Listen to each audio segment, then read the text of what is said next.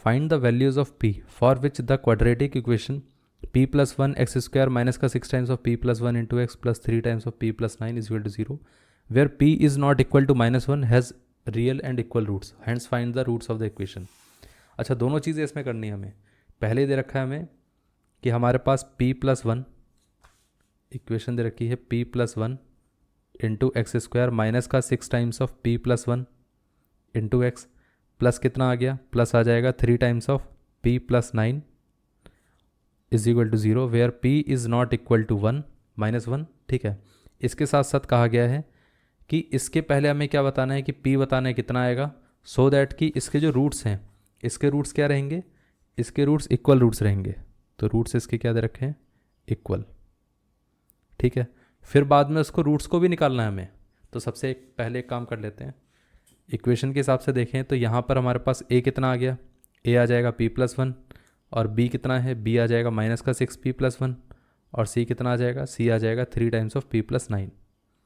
Discriminant कितना आ जाएगा, वो आ जाएगा -6p प्लस वन का स्क्वायर -4 टाइम्स ऑफ a कितना है, p plus one into c कितना है, 3 टाइम्स ऑफ p प्लस 9।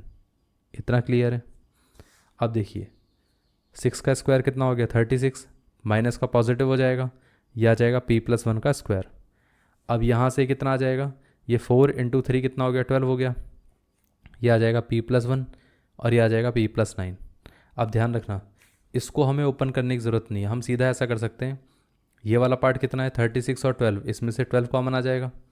अब यहाँ से p प्लस वन दोनों में से ये भी कॉमन आ जाएगा, बचेगा क्या, इधर बचा 3 और साथ में एक बचा p प्लस वन, 12 इधर से चला गया, p प्लस वन चला गया, तो बचा सिर्फ p प्लस 9, तो ये माइनस का p प्लस 9। इतना क्लियर है। ये आ जाएगा 12 p प्लस वन और ये कितना आ गया 3p प्लस 3 माइनस का p माइनस का 9। सो ये आ जाएगा 12 p प्लस वन और ये कितना आ गया, ये आ जाएगा 3p माइनस p कितना हो गया 2p, 3 माइनस 9 कितना हो गया माइनस का 6। इसमें से भी हम 2 कॉमन ले सकते हैं, तो बचेगा कितना 12 p प्लस वन 2 और ये p माइनस 3। अब इसके रूट्स अगर इक्वल रहेंगे तो इसका मतलब इसकी वैल्यू 0 के इक्वल होनी चाहिए, डिस्क्रिमिनेंट 0 के इक्वल रहेगा। अब ये पूरा पोर्शन अगर 0 के इक्वल रहता है तो 12 और 3 तो 12 और 2 तो 0 के इक्वल हो नहीं सकते। अब या तो ये 0 के इक्वल रहेगा या तो ये वाला पोर्शन 0 के इक्वल रहेगा। अगर ये 0 के इक्वल रहेगा तो इसका मतलब क्या है कि यहाँ पर p इक्वल टू माइनस का 1 आ गया। अगर ये 0 के इक्वल रहेगा तो यहाँ पर ये कितना आ जाएगा, p इक्वल टू प्लस का 3। क्वेश्चन में पहले से दिया गया था कि p की वैल्यू -1 नहीं हो सकती, तो इसका मतलब क्या होगा कि ये वाला पार्ट तो पॉसिबल नहीं हो सकता, क्योंकि गिवन है कि p -1 नहीं हो सकता, तो यही आंसर रहेगा। इतना क्लियर है। अब आप एक चीज़ ध्यान रखना, पता है इसमें क्वेश्चन में क्यों दिया गया है कि p -1 के इक्वल नहीं हो सकता। अगर p -1 हो जाएगा ना तो ये वाला पार्ट 0 हो जाएगा, ये भी 0 हो जाएगा, तो इक्वेशन बची ही कहाँ, तो कोई इक्वेशन ही नहीं बची। सिर्फ यहाँ पर एक नंबर आ जाएगा जो 0 के इक्वल दे रखा है, जबकि वो ट्रू ही नहीं है, वो पॉसिबल ही नहीं हो सकता है। इतना क्लियर है। इसलिए इसमें पहले से ही मेंशन कर रखा था p -1 नहीं हो सकता है। ये पार्ट क्लियर है। अब देखिए यहाँ पर p = 3 आ गया। अब उसने क्या कहा था, रूट्स निकालने हैं, क्योंकि इसके साथ साथ हमें रूट्स भी बताने थे कि रूट्स कितने आएंगे।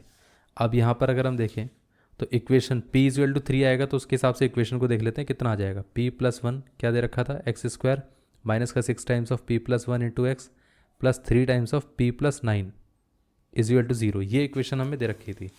ये पार्ट क्लियर है।